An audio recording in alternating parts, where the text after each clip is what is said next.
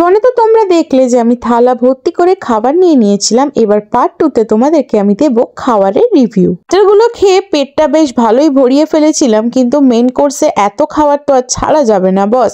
তবে রুটি দিয়ে এই চিকেনটা খেতে কিন্তু আমার বেশ ভালো লেগেছে। খাওয়ার এক্সপ্রেশন কি দেব, যে ভিডিওটা করে দিচ্ছিল আমি তো তার মুখটা দেখেই হাসতে ব্যস্ত ছিলাম। আমার এক পত্তন খাওয়া তো শেষ হয়ে গেছিল। তারপরে এই ফিশের যে দুটো তন্দুরি ছিল সেটাও আমি কি করে মিস করি, তাই আমি একটা নিয়ে নিলাম। সাথে নিয়েছিলাম মাটনের একটা বড় পিস দেখে মাটন বিরিয়ানিও।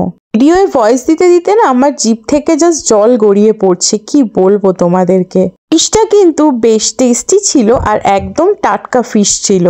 ভিডিও বানাবো কি, আমার চারপাশে যারা ছিল তারা সবাই হা করে আমার মুখের দিকে তাকিয়েছিল।